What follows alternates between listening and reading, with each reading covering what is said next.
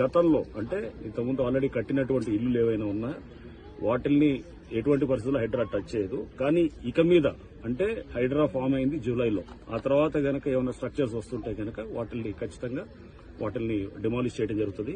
చెరువు ఎఫ్టీఎల్లోకి వచ్చి కడుతున్నటువంటివి కానీ ఇప్పుడు ఏదైతే గనక ఆల్రెడీ పర్మిషన్ లేకుండా ఉన్న వాటి గతంలో పర్మిషన్ తీసుకుని ఏమన్నా పాత డేట్స్ తోటి కడుతుంటే గనక ఓకే, దట్ ఈస్ యాక్సెప్టెడ్. కానీ బట్ ఇప్పుడు పర్మిషన్ లేకుండా వచ్చేటువంటి ఇక్కడ పర్మిషన్స్ కూడా ఇక మీద అంటే హైడ్రా ఫార్మేషన్ తర్వాత వచ్చే పర్మిషన్స్ కూడా అది వస్తే కూడా దాని మీద కూడా మేము చెక్ చేస్తాం.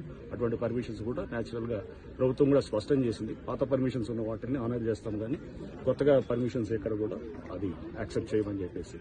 సో ప్రభుత్వ పాలసీకి అనుగుణంగా ఈ చెరువులను కాపాడే దీంట్లో మేము డెఫినెట్ గా ఎఫ్టీఎల్ అట్లానే ఎంక్రోచ్మెంట్స్ కాపాడే దిశగా హైడ్రా పనిచేస్తుంది. అండ్ దీంట్లో ముఖ్యంగా ఈ ఎవరైతే పేదవాళ్ళు ఉన్నారో లేకపోతే చిన్నవాళ్ళందరూ కూడా ఆక్యుపై చేస్తున్నారో వాళ్ళు ఎటువంటి